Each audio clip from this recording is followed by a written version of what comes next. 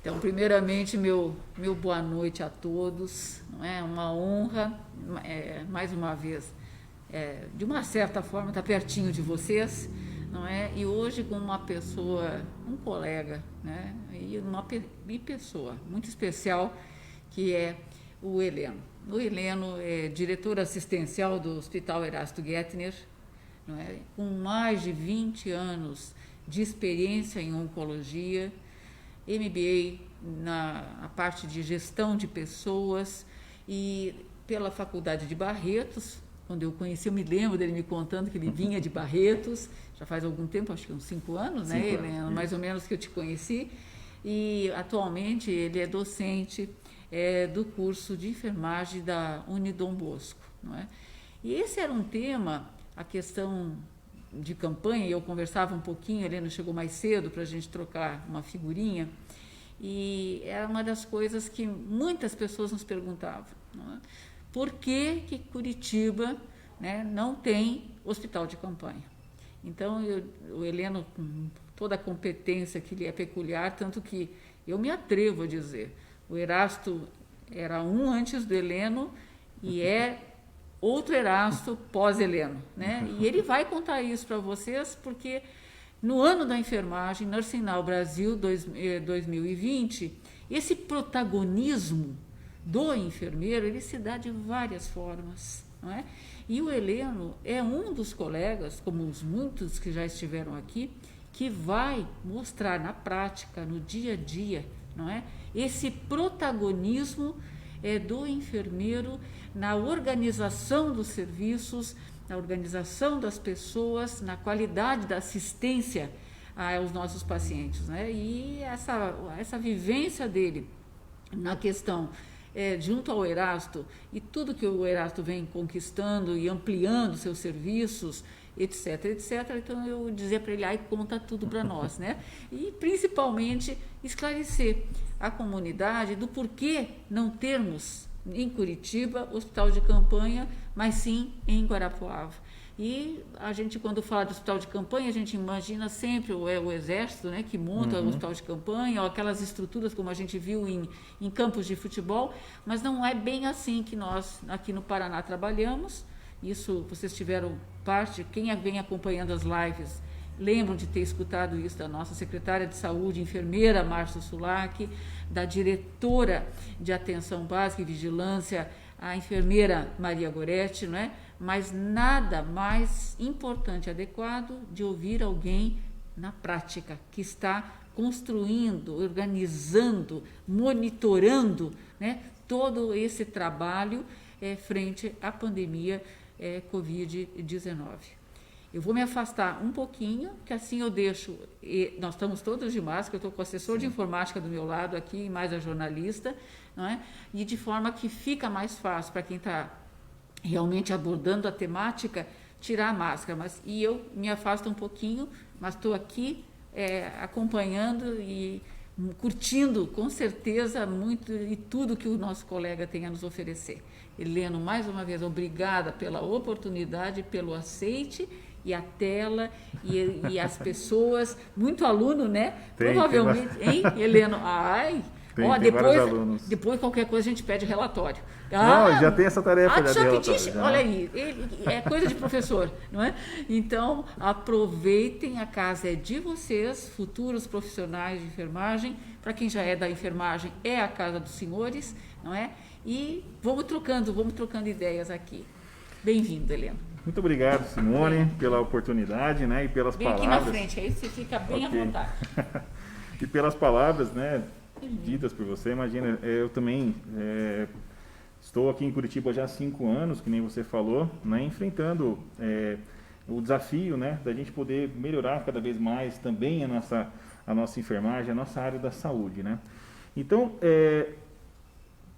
como já foi me apresentado, né, falar um pouquinho então dessa questão. Eu acho que, na verdade, esse tema que a gente veio hoje conversar um pouquinho sobre o hospital de campanha, é porque o Erasto Gettner, ele teve a oportunidade, né, agora recentemente, de estar assumindo uma gestão, né, de um hospital de campanha na cidade de Guarapuava. E esse hospital de campanha, o que é o hospital de campanha? O hospital de campanha pode ser um hospital móvel ou até mesmo locais feitos por tendas, né, que têm um fim provisório para atender determinadas catástrofes ou até mesmo as questões de pandemias, né? No nosso Paraná, nós temos ainda uma estrutura, às vezes, hospitalar, sem a necessidade ainda de partir para essa linha, né, de fazer ainda, usar escolas ou até mesmo os campos de futebol para poder fazer essas tendas, até porque também aqui no sul é muito frio. Então, entendemos que nesse projeto, né, nós tínhamos 3 hospitais regionais, né, para serem inaugurados até dezembro. E o governador conseguiu fazer o adiantamento desses hospitais, que um deles é em Telêmaco Borba, Regional Telêmaco Borba, de Ivaiporã e o de Guarapuava. No de Guarapuava, o hospital regional ele vai ter o fim para fazer cuidados de trauma, né, e cirurgia futuramente. Mas a princípio então foi adiantada essa construção. Desde abril, né, março, abril, maio, todo o time do Erasto Guetin, da direção do Erasto Guetin, a equipe multidisciplinar está trabalhando, analisando todos os fatores e todas as questões para que isso possa acontecer. E temos aí até agora uma data prevista de começarmos, na verdade vamos entregar esse hospital agora na sexta-feira para o governador. Quando a gente analisa um hospital de campanha, e quando você pega uma unidade, que nem eu estou dizendo, um hospital que já existia, né, mas no qual a gente iria habilitar leitos de enfermaria e leitos de UTI. Mas não é só isso que a gente tem que habilitar num complexo hospitalar. Nós temos que habilitar as áreas de apoio, né? Então, não adianta só ter leito, não adianta só ter respiradores, não adianta só ter UTI. Nós temos que garantir também toda a estrutura básica para que os profissionais que lá vão trabalhar tenham a sua segurança, né, para desenvolver o trabalho, com certeza, com o paciente crítico, né?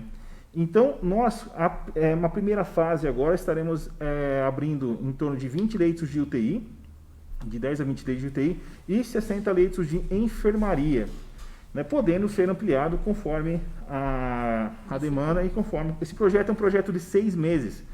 Né? Se Deus quiser, em 6 meses a situação vai estar melhor, né? Temos que ser bem otimistas nesse sentido. Mas neste momento, então, a gente pegou um complexo hospitalar, né, e definimos também, até mesmo tendo uma UTI pronta, mas não é uma UTI especializada ou com anticâmeras, né, para a gente poder fazer as paramentações dos profissionais. Então também foi feita uma adequação nas UTIs para que essa estrutura fosse também contemplada. Então pegamos a estrutura pronta, fizemos as adequações e também o hospital, como eu disse, né, estavam a equipe da CESA, a equipe de construção, né, dos consultores, estavam todos correndo contra o tempo realmente para estar entregando toda a parte estrutural básica para a gente. Bom, para ter um hospital tem que ter estrutura. Então, no Paraná e até mesmo aqui em Curitiba, como foi dito até pelo prefeito recentemente, né, temos unidades que podem ser ativadas antes de partir. Claro, não vamos descartar essa possibilidade caso esgote todas as nossas alternativas. Mas foi feita também aqui no município de Curitiba a questão de uma reunião com todos, né, com todos os hospitais, e os hospitais fizeram, né, um acordo em disponibilizar X leitos de UTI e de enfermaria, mesmo sendo hospitais particulares, mesmo sendo hospitais filantrópicos, para que possa atender a população. Então, o próprio Erasto, Heleno, entrou, né, sim, nessa... Mesmo sendo um hospital especializado numa patologia que a gente entende que é uma patologia de um grupo, teoricamente, muitos fazem parte do grupo de risco, sim, né? Sim. Mesmo assim, a gente teve que fazer toda essa... A gente entrou junto, né, com a secretaria nessa oferta de leitos, entende? E aí, com certeza, o município tem essa gestão. Recentemente, nós fomos auditados pela CESA para ver a questão de quantos leitos estavam disponíveis e quantas UTIs estavam na ocupação. Hoje, eu posso dizer que nós estamos em quase 100% das enfermarias ocupadas e nossa UTI também está, UTI de 10 leitos para paciente de Covid também está nossa ocupação quase que total. Então, em Guarapuava, né, você sair do zero, construir um hospital, na verdade não foi construir um hospital, mas adequar um hospital, isso demandou vários meses de trabalho e meses de alinhamento. que foram reuniões, incessantes visitas em Guarapuava. Então, agora foi feito recentemente, nos últimos 30 dias, os processos seletivos, né? Então, com certeza, tem uma possibilidade de contratação até mesmo mais de quase 300 profissionais, mas começamos a princípio com 100 profissionais nessa primeira fase de projeto. Tivemos quase 4.000 currículos. Imagina. 4.000 currículos, né? Entendendo que é um hospital de campanha, um hospital que vai tratar um paciente com perfil que recentemente todo mundo está com muito medo, né, desse perfil de paciente, né, de atender esse paciente. Nós tivemos 4.000 currículos para se dispondo, né, para poder trabalhar. Fizemos um processo seletivo e até recentemente, na verdade, essa semana está sendo a integração. Então, todo o time do Erasto Guedes de educação está lá fazendo a capacitação desses profissionais, até para garantir que os profissionais saibam todos os protocolos de segurança para saber cuidar de um paciente com esse perfil. Tem a fotinho aí? Acho que a gente pode até disponibilizar as fotos.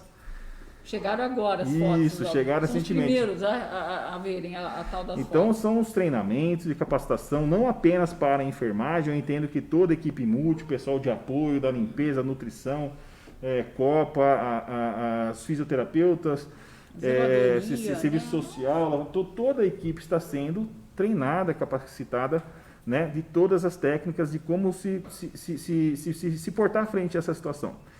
Entendemos também que, na verdade, esse paciente que vem para ser tratado, ele não tem só o problema respiratório, ele pode vir com outras patologias, né, como um diabetes, um cardiopata, né, cardiopatia.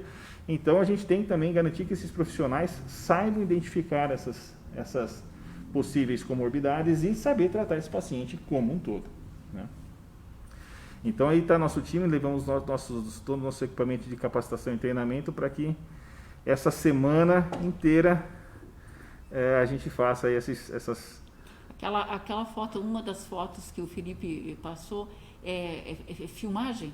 É gravação? Isso, a gente também fez um tutorial de filmagens, também de integração com toda a nossa diretoria, né, dando as boas-vindas, né, porque essa questão presencial também é um acolhimento, mas também treinamentos com os tutores lá para poder garantir essa capacitação. Ai, que coisa boa, que importante. Então, o hospital está realmente estruturado, acho que a gente tem todas as questões de segurança, todas as questões de estrutura básica para só fazer aquele checklist final e iniciarmos o atendimento agora, basicamente na semana que vem, né? Já temos aí 50 pessoas e vários alunos. Coisa boa, que bom, ó. E vários colegas também que a gente estava conversando. Com certeza. Né? Então, assim, é um desafio realmente você montar um hospital no qual você tem que garantir o básico de estrutura, né? Equipe e insumos, né? Toda a questão de insumos básicos, a gente está fazendo toda a parte junto com a nossa direção de apoio, fazendo toda a garantia de quantidade e de EPIs necessários para os nossos profissionais, né? Para que isso seja, sem sombra de dúvida, não tenhamos nenhuma intercorrência, né? Até mesmo no Erasto, nós temos aquele ciclo, né? Sempre está tendo alguns funcionários, e eu acho que isso não é só no Erasto, em qualquer hospital, em qualquer lugar, acaba se afastando, porque nós estamos numa fase, né, de frio, né, então as pessoas podem ficar gripadas, né, acabam ficando gripadas. E acabam se afastando, né, muitas vezes algumas acabam talvez positivando para o Covid, mas aí faz a sua reclusão certinha e depois retorna a trabalhar. Graças a Deus não tivemos nenhuma situação. Eu tive uma situação de um grande amigo meu, Edson, em Barretos, que acabou falecendo por Covid, enfermeiro, que trabalhou comigo muitos anos, né, lá em Barretos. E foi bem chocante, assim, para a nossa equipe. E eu, quando voltei para cá, eu falei, não, no meu hospital não pode ter isso. Então, eu fico muito com as minhas supervisoras, garantindo que a gente cuide bem de todos os nossos funcionários e também de toda a equipe que trabalha junto com a gente. Agora, por que a gente começou esse projeto, então, desse hospital de campanha? Por que o Erasto Gettinger, que é um hospital oncológico, acabou assumindo esse desafio? Nós temos também um parceiro bem grande lá, que é o Hospital São Vicente de Paula, lá em Guarapuava, no qual nós estamos, junto com o São Vicente de Paula, fazendo a gestão do Cancer Center, que fica também na mesma região onde hoje é o Hospital Regional, que é na Cidade dos Lagos, em Guarapuava. Então, na Cidade dos Lagos, que é um bairro de Guarapuava, nós temos lá o Cancer Center, o Erasto Gertner São Vicente de Paula, que vai iniciar agora também, dia 1º de agosto, o processo lá de, primeiramente, com infusões de quimioterapia e consultas ambulatoriais. Por conta dessa parceria, né, que nós temos também, o São Vicente de Paula também está nos ajudando, assessorando nessa questão do hospital de campanha, com um hospital parceiro nosso. Então também, daqui mais ou menos um ano, estaremos inaugurando em Guarapuava também o Cancer Center, com um hospital completo, com centro cirúrgico, enfermarias, radioterapia, então todo o complexo hospitalar do todo. Então nessa primeira fase, a gente vai estar fazendo primeiro a questão de infusões de quimioterapia e consultas ambulatoriais. E por essa proximidade, a gente acabou estando em conjunto com o governador e acabou passando essa oportunidade aí, a gente acabou em conjunto, né, discutindo e assumindo a questão do regional para fazer essa gestão do hospital de campanha também. Estava conversando com a Márcia aqui, com a Simone, né? E a gente viu que a gente está tendo várias ampliações, né? Mesmo num ambiente, num momento de tão difícil para todos, a gente está conseguindo também, além disso, proporcionar também todo o nosso know-how de tratamento oncológico para os pacientes que realmente necessitam desse tipo de tratamento. Nós já tínhamos inaugurado, já em Irati, já está indo para o seu 3º ano de inauguração. Então, em Irati, nós temos uma sede do Erasto Gertner lá. Né? E lá nós atendemos pacientes oncológicos. Para quê? Para que é um grande projeto do Erasto, que é o Erasto mais próximo de você, para os pacientes precisarem vir para a capital, né? Se transportar ou pegar estradas em longas distâncias para ser tratado na questão da oncologia. Então, Irati já foi a nossa primeira filial, e já há quase 3 anos. Né? Inauguramos recentemente também, em janeiro, né, em Paranaguá, que já está indo para o seu 5º mês, né, pensando numa unidade no litoral. Então atende toda a população de Paranaguá, também pacientes oncológicos, não necessitando subir. Então tem mais qualidade de vida, fica mais próximo da família, não precisa acordar de madrugada e muitas vezes voltar de madrugada para sua casa. Guarapuava, então, teremos nossa unidade de hospital de campanha, que é o regional, né, e também a questão do Cancer Center, né, junto com a parceria com o Hospital São Vicente de Paula. Aqui na capital, nós inauguramos recentemente também o nosso hospice. É um hospital paliativo, que eu estava comentando com você, até te convido para fazer uma visita lá no nosso hospice. Vou querer conhecer. Que a gente está realmente nesse momento reorganizando as atividades nele novamente, porque durante a pandemia a gente teve que concentrar o contingente, né, porque a gente teve muitas baixas, então a gente teve que concentrar no Erasto, na matriz, né, e agora a gente já está conseguindo já voltar os atendimentos no hospice, que também nós temos 26 leitos lá para atender pacientes paliativos e dando uma qualidade de vida muito boa, ou de final de vida muito boa para esses pacientes. Que paciente paliativo não é só paciente que vai falecer, então paliatividade a gente tem que saber tratar, saber cuidar, saber proporcionar qualidade de vida, conforto familiar, né, e um ambiente bem gostoso. Então, temos essa unidade também agora. E agora, dia 1º de, talvez na última semana de agosto ou na primeira semana de setembro, ainda está sendo decidido, a gente vai estar inaugurando o Erastinho, meu Deus, que é o Hospital Infantil Oncopediátrico, né, aqui de Curitiba. E o Erastinho são mais de 40 leitos, né, quem passa ali pela linha verde e olha para a sua direita ou para a sua esquerda, dependendo do sentido que a pessoa está indo, né, quando chegar e olhar por essa, vê que prédio maravilhoso, né, foi um prédio muito bem construído, com conceito muito humanizado, de muita humanização, né, para atender as crianças, para atender os familiares, né, então, e a gente vai estar inaugurando e proporcionando também centro cirúrgico, UTI, transplante de medula óssea, internações cirúrgicas, internações clínicas. Todas essas estruturas vão ser oferecidas a partir, aí vamos dizer, do começo de setembro já começaríamos a estar fazendo toda essa estrutura. E fora os outros projetos internos do hospital. Então a gente está realmente virando um complexo hospitalar, graças a Deus, podendo levar mais próximo de toda a população que necessita do tratamento especializado de câncer, né, o atendimento dos nossos profissionais para esses pacientes. Excelente. Excelente. Estou impressionada. O Heleno tinha comentado alguma coisa antes da gente começar a conversar e não tinha, eu particularmente, de repente sou eu, né, o problema, mas eu não tinha noção do tamanho que o Erasto tomou, né, em termos principalmente de ampliar, de estabelecer essas parcerias que são extremamente bem-vindas. E o fato de você evitar, né, Heleno, esse transporte desse paciente, ficar longe da família, enfrentar a estrada, muitas vezes debilitado, é desumano demais, é desumano. Então, a gente podendo, como você trouxe como exemplos aqui, muito rápidos, né, seja o Erasto mais próximo de você, não é algo que com certeza a população não é de hoje que pede. Não é?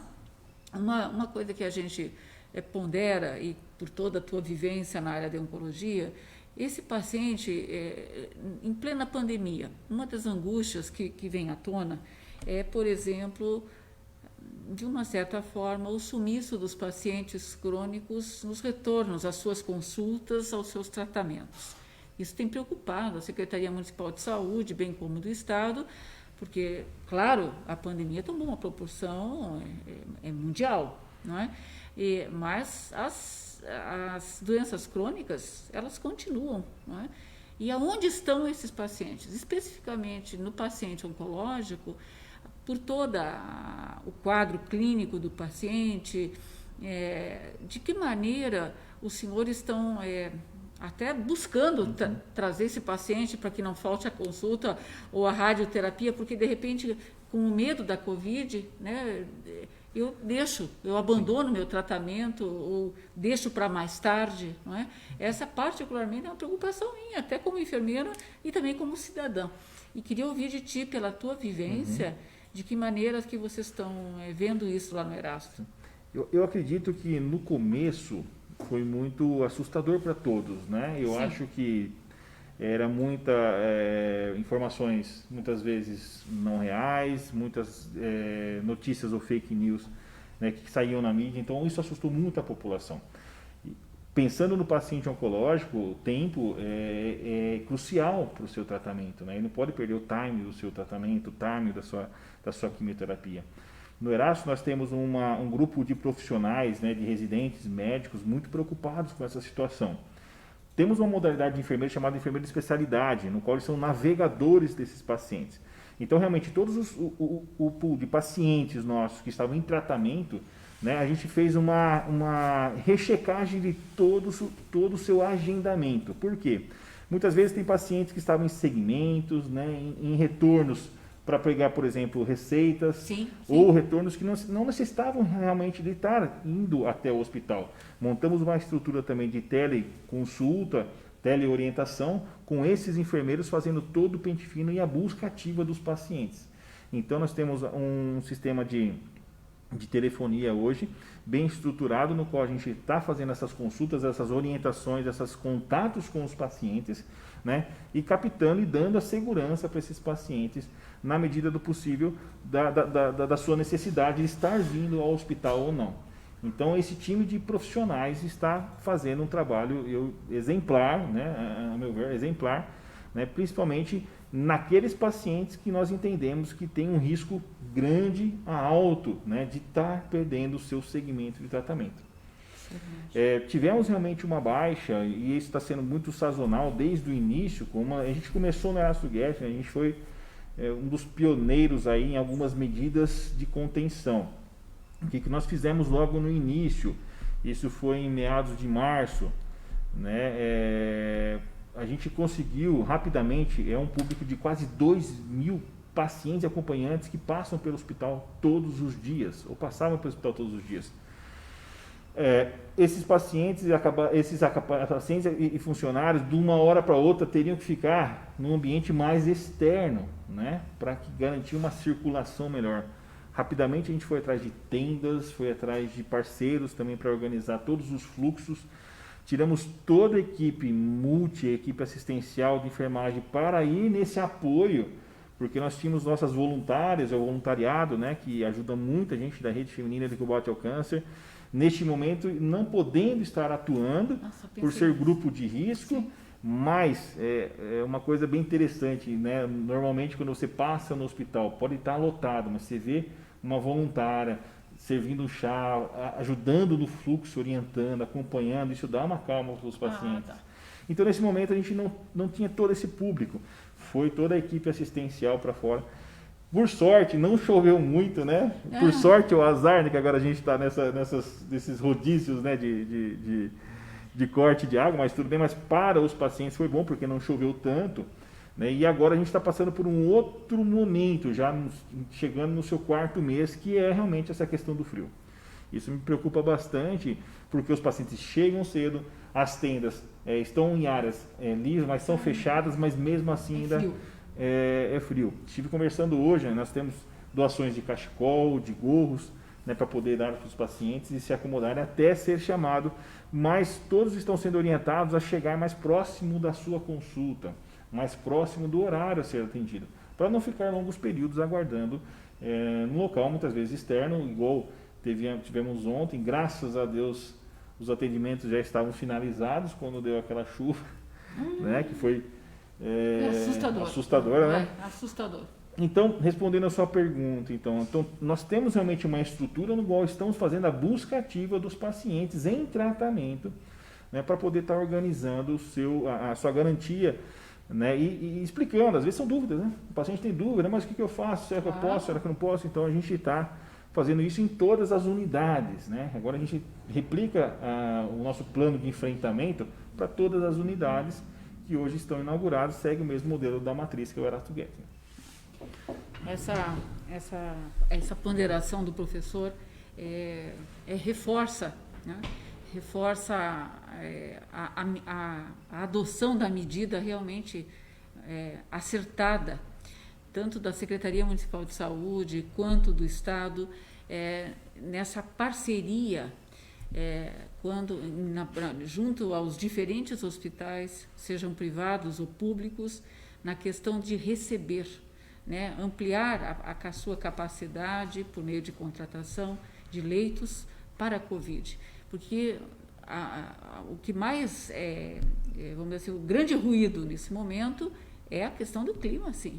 A região sul, tanto que vamos dizer assim, o auge, o pico diferente de outras áreas em outros estados, como a gente já vem acompanhando, assim foi no Amazonas, Bahia, Tocantins, Ceará, etc. A gente dizia, puxa, mas é tão quente lá, como é que pode? Mas a umidade é tão grande quanto o calor. Para nós agora, o pico, e é por isso todos os cuidados que a gente bate, acho que pode até parecer repetitivo, mas é o que nos restou, é prevenção. Seja o uso da máscara, o distanciamento, o isolamento social na medida do possível, não é? A lavagem das mãos, o álcool gel, essa questão toda que busca, né, nos proteger e principalmente a gente proteger os demais. Não é? Então, importantíssima eu tinha anotado no meu caderno aqui, a primeira coisa, uma das coisas, enquanto o Heleno comentava, primeiro, parabéns, já o Telesaúde funcionando, não é? Então, nós temos até uma live agora, se eu não me engano, acho que é 7, né, Flávia? 7, no dia 7, sobre Telesaúde, não é? Tanto na consulta médica, consulta do psicólogo, do enfermeiro. Nós vamos estar discutindo isso, os presidentes tanto do CRM quanto da psicologia, da farmácia e da enfermagem. Essa é uma grande ferramenta. O que eu vejo nesse momento, e aí o Heleno me corrige, não é, apesar de toda a angústia que a gente vivencia, administra nesse momento, mesmo não estando, no meu caso, na linha de frente, não é? Puxa, eu poderia dizer assim, quantas oportunidades, né, Heleno? Quantas oportunidades, vocês escutaram? 4.000 currículos para as primeiras 300 vagas para o hospital de campanha. Qual é a profissão hoje, no dia de hoje, que tem a possibilidade de estar sendo contratada? Simone, mas é temporariamente. Ok, mas você tem noção de quanto que você vai aprender, que você vai conviver, vivenciar, a experiência que você vai adquirir, não é, Helena?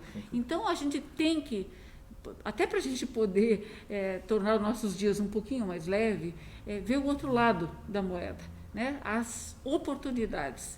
Eu sempre acreditei nisso, né? As dificuldades, eu sempre prefiro usar a palavra desafios, bem utilizadas, elas nos dão e nos oferecem grandes oportunidades, não é? Então, por exemplo, a Deise Dutra pergunta para nós, né, especificamente para o professor: o Hospital Erastinho é a menina dos olhos. Só podia ser, né? Já, até o nome, né? Erastinho, coisa de biscuit, né? Um biscuizinho. Essas crianças são assim para nós também. A pergunta que ela faz é: vocês irão atender todas as crianças, inclusive as que aguardam, às vezes, há anos por uma vaga, professor? Sim. Boa pergunta, Deise. A Deise é aluna minha também. Deise, então tá bom. Bem-vinda. Ela é muito empenhada, ela até está fazendo estágio, né? Ela estava fazendo estágio na quimioterapia. Bom, então, respondendo a pergunta da Deise, com certeza, Deise, na verdade a gente está montando uma estrutura, né? E a nossa estrutura hoje do Erasto, nós temos aí em torno de 21 leitos, né? E um ambulatório aí com 9 acomodações. A questão dos leitos de enfermaria estão ficando praticamente 80% a 85% cheios. A proposta do Hospital Novo é ampliar essa oferta de leitos, chegando perto dos seus 39 a 40 leitos disponíveis. Então, com certeza, a gente vai ter mais oferta, condições para estar acolhendo os pacientes oncológicos, pediátricos, né? Podendo dar um tratamento com humanização e carinho, com certeza. Então, sim. E SUS. E SUS, né? A gente reforça isso porque, inclusive, como futuros enfermeiros, já temos mais de 70 pessoas nos acompanhando, né? Como futuros enfermeiros, entendam que quando nos colocamos hoje como lideranças, o nosso discurso reforça sempre a questão do Sistema Único de Saúde. Por quê? Porque é uma política de inclusão social. Então, quem optou, né, e não tenham dúvida que souberam optar muito bem pela profissão enfermeiro, não é? Vocês vão ter que ser partícipes dessa luta, da manutenção do Sistema Único, porque se nós não tivéssemos um Sistema Único de Saúde, Helena, e aí você, com toda a sua formação e capacidade, me corrige, eu não sei como se a gente conseguiria enfrentar essa pandemia. Eu pergunto para ti, a gente conseguiria sem o Sistema Único, esse monitoramento, a maneira, o controle que está sendo feito tanto a nível de município quanto de estado, estão aí os informativos, as normas, as instruções, não é? Imagine se não existisse isso. Eu acho que seria um caos bem grande. A gente tem a questão do SUS, essa assessoria de todas as secretarias estaduais, municipais, dando as diretrizes para a gente poder trabalhar. Esse apoio é muito importante. Né? Eu tenho isso até como um ditado que eu converso muito com os meus amigos diretores, com os meus alunos também, que é assim, até de uma autora holandesa, que ela diz o seguinte: em momentos de enfrentamento ou pandemia, né? Ontem nós fizemos o melhor que nós tínhamos para fazer com o conhecimento que nós tínhamos ontem. Hoje estamos tomando as decisões e as condutas baseadas no que nós sabemos hoje. E amanhã, com certeza, estaremos tomando condutas e decisões com o que nós estaremos aprendendo do amanhã.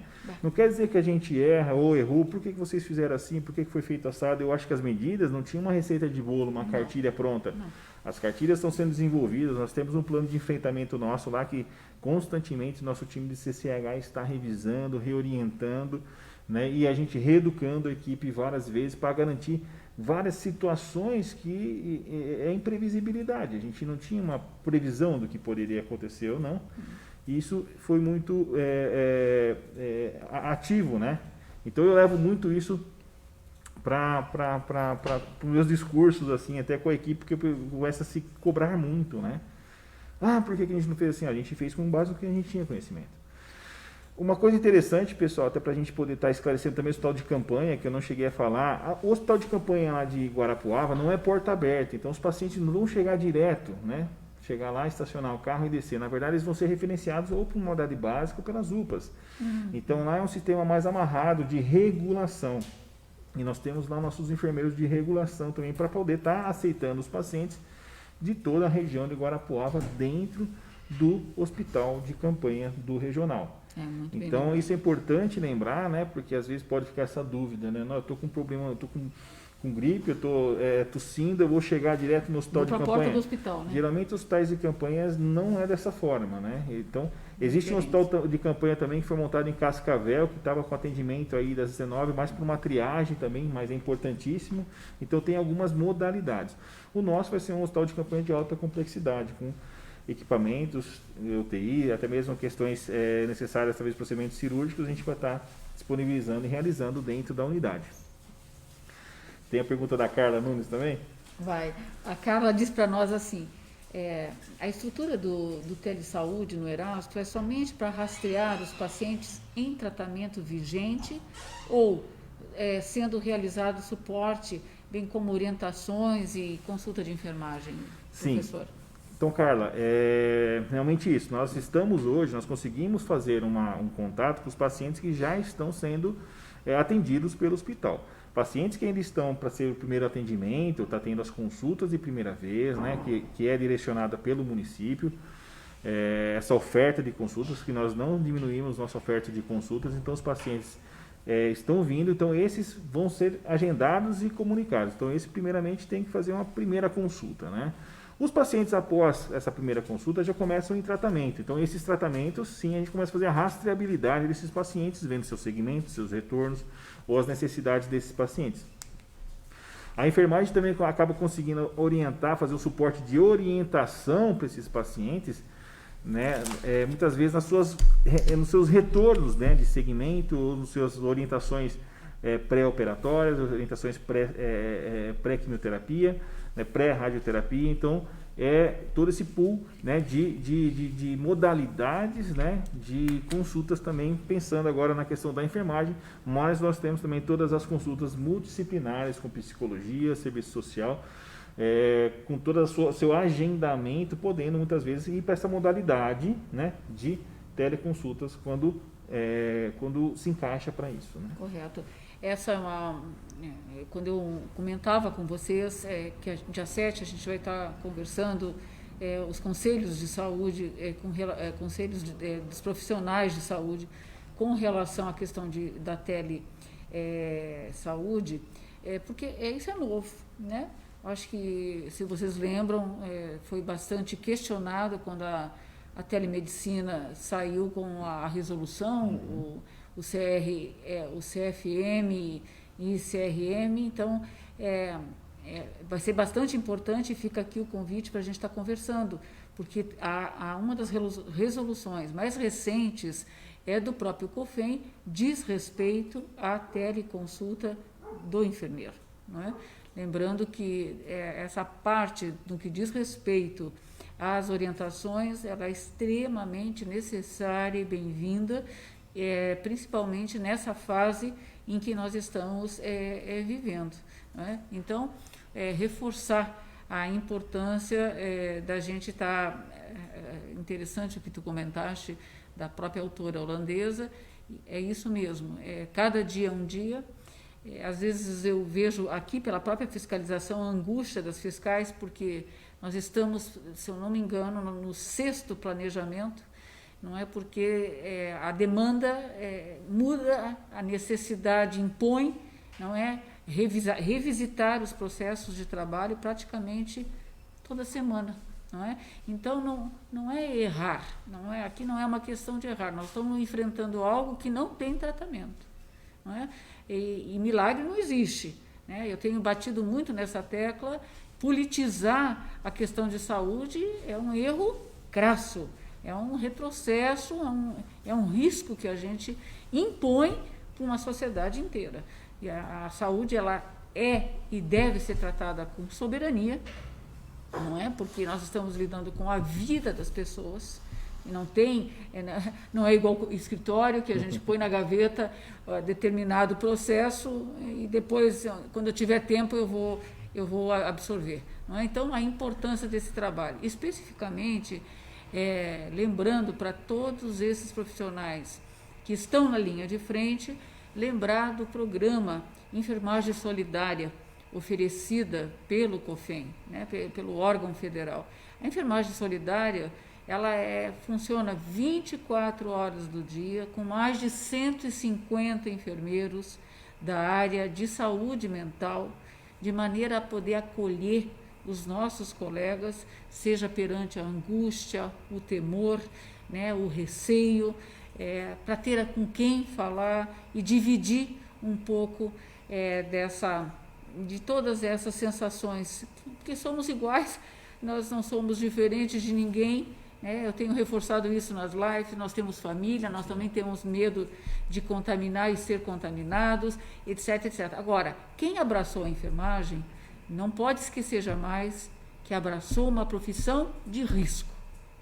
E como risco, alguém pode me dizer assim, mas eu não quero ir para a linha de frente. No combate, as regras mudam, não é? E se antes eu tinha a opção de ir para unidade A e não para B, num combate, você vai para a linha de frente por uma questão de juramento que você fez, da profissão que você abraçou, a lei do exercício profissional que rege, bem como o Código de Ética.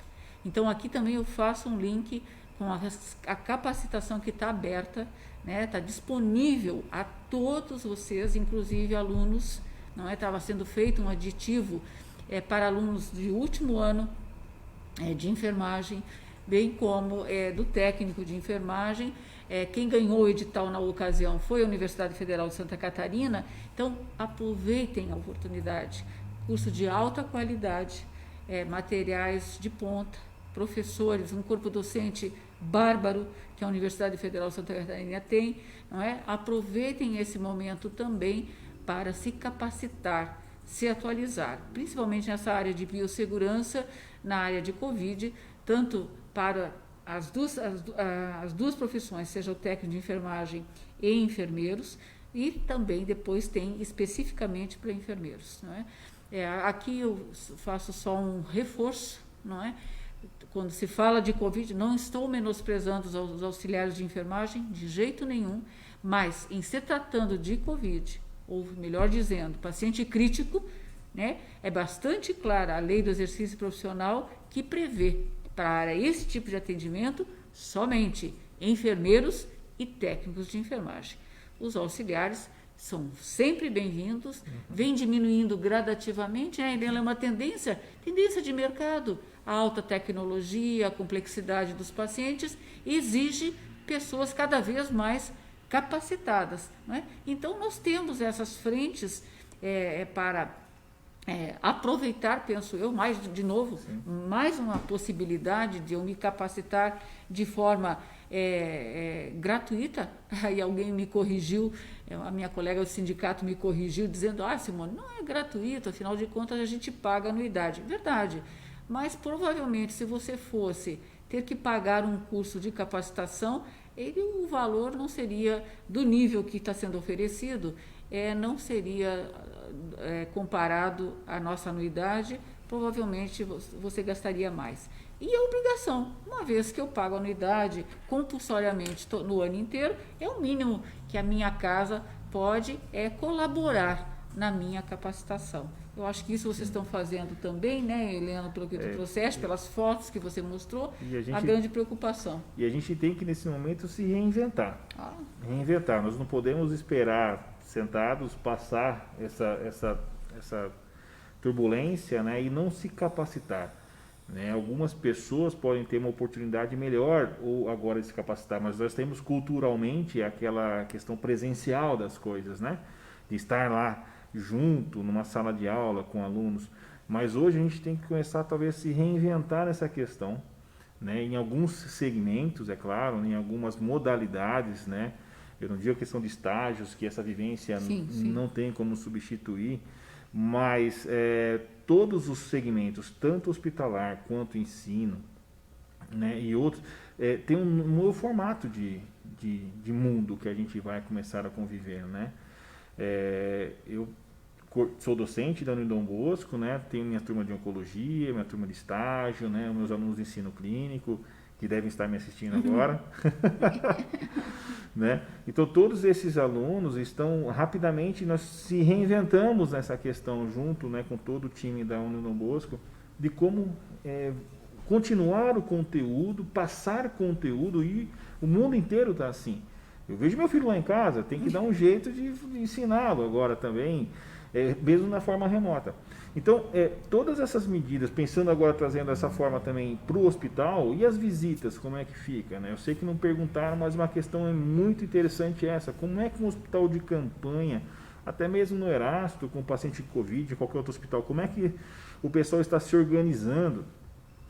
Né? O Altair, que é um professor também, um grande amigo meu, trabalha no Zilda, né, o diretor do Zilda. Conheço. Então, o Altair fez uma reportagem recentemente, né, de um sistema de televisita, né, com o pessoal acaba acompanhando, vendo a imagem, podendo falar com o seu familiar. E esses modelos, né, nada se cria, às vezes a gente copia, então a gente pega exemplos. Então, é a mesma modalidade, está servindo para todos os hospitais ou hospitais de campanha. Então, questões de UTI, visitas, orientações, são orientações agendadas por horário, no qual o médico Passamos recentemente, nos últimos anos, com muitas questões de aquelas, como é que se diz? O pessoal liga e começa a pedir dinheiro, sabe, doação. Então, mas nesse momento a gente se organizou para isso, para passar o comunicado correto, né, para não ter esses ladrões cibernéticos que ficam pedindo dinheiro. Então, né? Tem um agendamento correto, então a gente liga para o paciente, a gente liga para o acompanhante, passa informação. Então, todas essas orientações estão numa cartilha realmente desse plano de enfrentamento. Até para dar uma calma, né, para os pacientes, porque meu pai vai internar e depois eu não vejo mais ele. Não, pense bem. Né? Então, tem todas essas modalidades tecnológicas, né, que pode auxiliar neste momento, mas, claro, com organização. Né? Todo mundo hoje tem um celular, todo mundo tem, mas existe um celular próprio para isso, não é o celular dos funcionários, é um celular dedicado para esse tipo de comunicação, para que estreite, né? Isso, pensa só, né? E a gente nunca tinha pensado, mas é uma situação que aconteceu, que está acontecendo. Então, eu acredito que existem muitas questões, muitas formas que estão sendo montadas neste momento que vão permanecer. Né? Né? A gente estava por exemplo, eu também sou coordenador de algumas postas também, junto com a Unidom Bosco. Né? De gestão em saúde, que foi a primeira turma que eu peguei. Então, em gestão em saúde já tivemos 5 aulas remotas. Muitos alunos, né, questionavam, mas o pessoal está conseguindo interagir, entendendo que se eu ficar parado no tempo, o tempo vai engolir a gente, então não podemos esperar passar. Então estão conseguindo interagir, estão absorvendo. Temos agora a próxima turma para entrar agora em agosto também, e já temos lançamento de outras pós remotas que conseguem passar para o Brasil inteiro. É diferente do EAD, né, que EAD acaba você assistindo as aulas, tem todo o conteúdo, toda a regra para se seguir.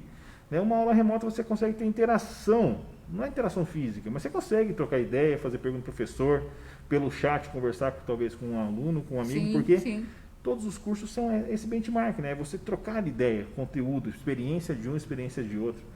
Então, mesmo assim, a gente está tentando se reinventar. E graças a Deus, depois daquele primeiro impacto, as pessoas começaram a entender que esse é um novo formato.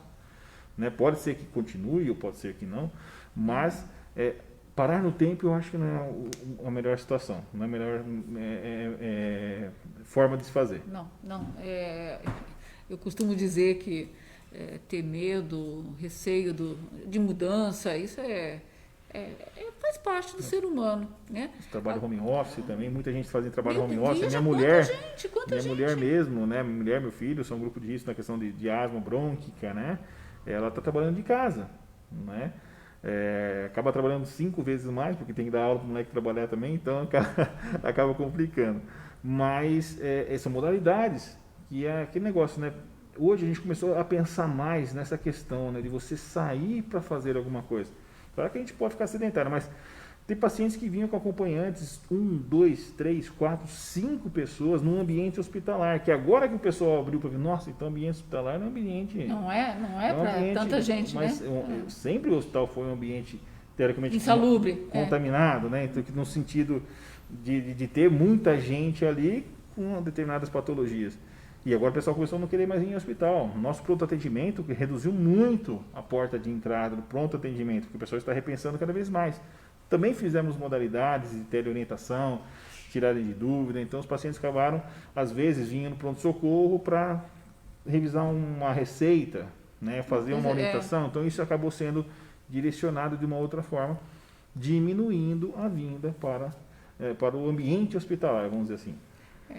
Aqui eu acho que fica muito claro, né, que nós vamos ter que nos reinventar, né? Muita coisa que nós não acreditávamos ou eventualmente não tínhamos ousado testar, a gente agora foi imposto para nós, formas de trabalho, né? Vocês não tenham dúvida. Essa questão de home office está muito vinculada à questão da produção, que aliás é algo extremamente importante, não é? E que, dependendo da área, se você analisar custo e benefício, meu Deus, para que, de repente, ter um aluguel de um prédio inteiro, não é? Sendo que as pessoas poderiam trabalhar em casa e produzir tão bem quanto, podendo aproveitar, ter uma qualidade de vida melhor junto à família, na estrutura que monta para o seu trabalho, não é?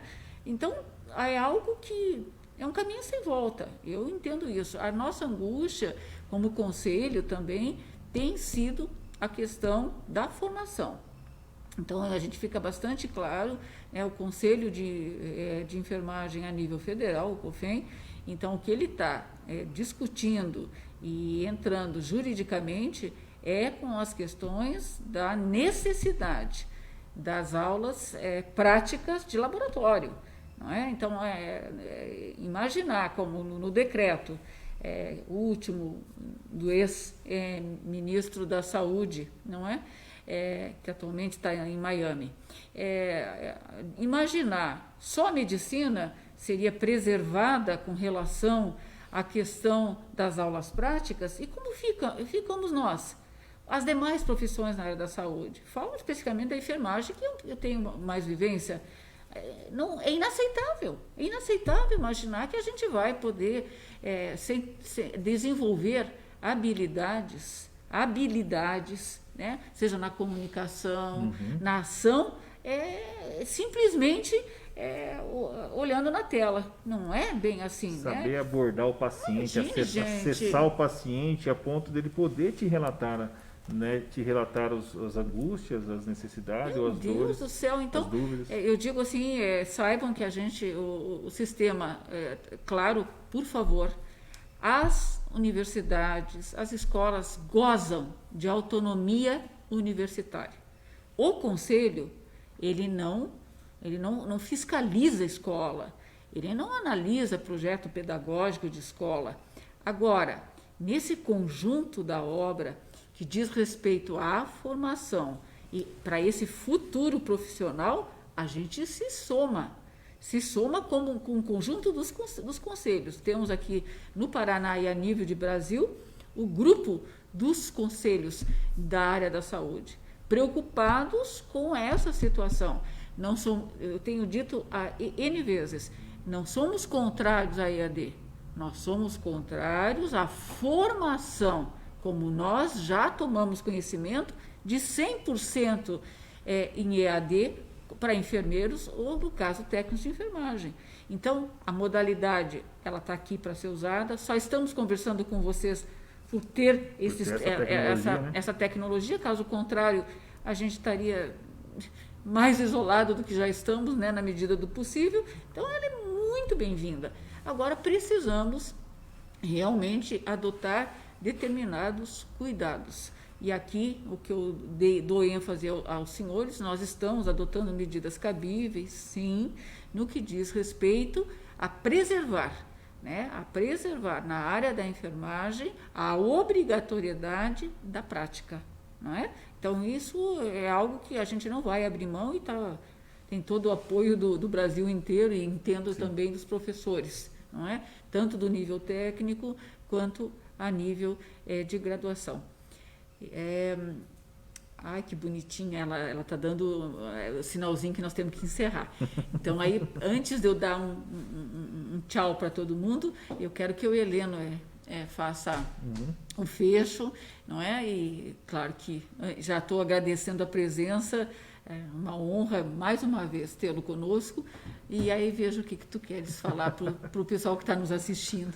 Na verdade, eu queria agradecer a todos que puderam estar presentes, né, e assistindo a nossa live, né? Primeira vez que eu faço uma live, então. Mas, assim, primeiramente, a gente entende o quanto é importante o profissional de enfermagem e toda a área da saúde. Eu acho que a luta por ter profissionais capacitados, qualificados, isso é um benefício para mim, para os pacientes, para todo mundo, no contexto geral. Eu sempre, quando tem alguma questão, às vezes, de um funcionário que não está indo muito bem, né? Às vezes, na medida, não é mandar embora, porque pode ser que ele saia dali, vai para uma santa casa e vai cuidar do seu filho. Então, a questão é você tentar capacitar e orientar melhor essa pessoa, em vez de fazer o método mais fácil. Então, procuramos sempre o melhor de cada um, isso sendo os meus alunos, os meus parceiros, meus colegas de trabalho. Quem me conhece sabe que eu brigo muito por isso, eu luto muito pela essa valorização dos nossos profissionais e da enfermagem. Estou sempre à disposição, quem quiser falar comigo também, estou lá no Erasto, então temos várias oportunidades, né? Acho que até mesmo o pessoal tem uma parceria, quando tem as vagas aqui no site do Corem, são disponibilizadas vagas para os enfermeiros e técnicos de enfermagem, né, de todas essas situações que eu falei para vocês. Temos a situação de Guarapuava, agora do Cancer Center e do Regional, que a gente vai estar inaugurando agora na semana que vem. Né, se Deus quiser, entendemos que isso tudo, gente, é uma situação que acontece no hospital, então a gente vai tentar garantir o máximo possível a segurança dos nossos profissionais e de todos que estão presentes, nossa família e de todos os nossos amigos. Tá? Muito obrigado, tenha uma boa noite, né? E obrigado pelo convite, Simone. Você realmente é uma honra estar aqui com você e esse momento aqui foi muito importante para mim. Muito obrigado. Viu? Eu é que agradeço, aproveito a oportunidade também para desejar uma boa noite a cada um de vocês. Não é? Vejam, eu não sei se vocês conseguem sentir, né? Eu sou uma entusiasta, 40 anos de trabalho e meu olho ainda brilha por essa profissão e tem que ser assim, tem que ser assim. Veja tudo que o Heleno trouxe para nós, das oportunidades, de parcerias bem elaboradas, planos de contingência muito responsáveis, não é? Essa solidariedade entre pares, estar aberto a mudanças, seja na teleconsulta, seja na mudança do fluxo, nossos colegas que estão cuidando da Covid, de que maneira se tornar um pouco mais humanizado, então, de repente, a minha foto, para alguém saber de que jeitinho eu sou por trás de toda essa paramentação, para tentar me aproximar um pouco mais desse paciente. O celular, porque não combina eu ir para dentro do meu UTI, que eu não sei se eu vou sair, não é? E nunca mais ter contato com os meus. Né? É tão difícil não poder abraçar o Heleno hoje. É tão difícil não abraçar as pessoas que a gente quer bem, que a gente respeita. Não é? Quiçá ir para dentro de uma unidade como uma terapia intensiva, sem saber se vou voltar e não ter mais contato com os meus. Não é? A parte do cuidado e da recuperação tem a ver com esse apoio psicológico, afetivo, que a família nos dá, a importância do núcleo familiar. Tenho certeza, Heleno, que uma das grandes mudanças dessa pandemia é o resgate do núcleo familiar. Não tenham dúvida disso. Então, eu agradeço imensamente a oportunidade, convido aos senhores, acompanhem as lives, sempre elas acontecem na quarta-feira, não é? Tragam sugestões, críticas, e mais uma vez, professor, uma honra, a honra é toda minha de ter um colega do nível que tu és, não é? E mostrar num pequeno espaço de tempo o quanto a gente pode crescer, mesmo perante adversidades que não são poucas, que a pandemia nos impõe. Mas a gente consegue crescer reforçar nosso protagonismo e ampliar, acima de tudo, a visibilidade do nosso trabalho. Uma boa noite a todos vocês. Um beijinho bem de longe para cada um.